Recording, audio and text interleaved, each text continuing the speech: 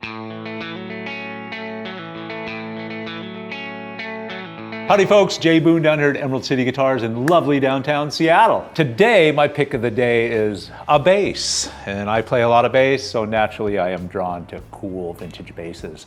And this one will not disappoint. This is an all-original 1964 Gibson Thunderbird II.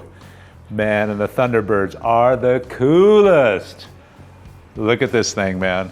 I mean, I grew up listening to a lot of like Wishbone Ash and you know, Johnny Winter and stuff like that. So I saw a lot of Firebirds and Thunderbirds floating around, and I was always drawn to them. And I've owned several over the years. Nothing as cool as this though. I had a couple of the 76 bicentennial reissue ones, and they were cool, but there's something quite amazing about this. Now this is, they did the Thunderbird II bass, started in '63, and in '63 and '64 they had the reverse body, and then in '65 they went to the non-reverse. So this is one of the early reverse body ones, and it's all original. It's never been doinked with. If you are familiar at all with these, very, very slim neck on these guys, man. It's a mahogany neck, and it really tapers off. It's a really narrow, fast neck, and more often than not, you're going to see these with repaired headstocks. This one has never been broken, which is a very rare thing to see indeed, and that's great, man. It's got the old vintage tuner still there intact.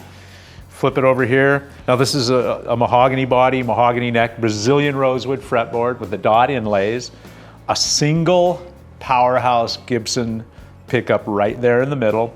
Still got the finger rest there, and just a simple volume and tone control. If you look at the pick guard here, you can see the Thunderbird logo right there, which is really cool, and it hasn't faded away like you'll see on some of these. Now the biggest thing about these that people have objections about is they can be kind of weighty because it's that long neck and that big headstock with the hardware on it, and when you put a strap on these, they tend to want to kind of dive bomb like that. And I really noticed that in my 76s, and you kind of learn to adapt to it. But this one here is a little more well balanced than that. The body has a little more weight to it, so it's not so dramatic. Another thing I really like the position of that middle pickup there. I'm a big P bass guy too, so this kind of covers that ground of a precision bass. My other Thunderbird basses had the 2 pickup version, so that neck pickup got a really woofy, and then the bridge pickup was kind of bright, so more often than not I'd run them both. But still, with that middle position pickup there, that is just the perfect position for this bass. And yeah, it's a beaut, man. Original knobs, like I said, the original finger rest there. We didn't get the covers with it, so it would have a cover there, but more often than not, guys took those off and lost them down the road. But just a beautiful example of a very early Gibson Thunderbird II bass.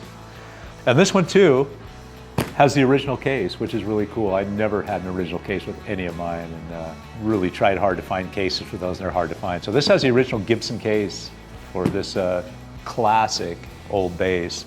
So I'm gonna plug this thing in today through a black-faced Dual Showman head, and I use these for my bass playing days as well, and I really dig them. And then I've got an old blonde, early 60s 215 JBL loaded cab. And that's a really cool combination. There's enough power in the Dual Showman, and it's got that 4-ohm transformer that will allow you to run through 2 speakers rather than the single Showman, which is an 8-ohm transformer made for a single speaker.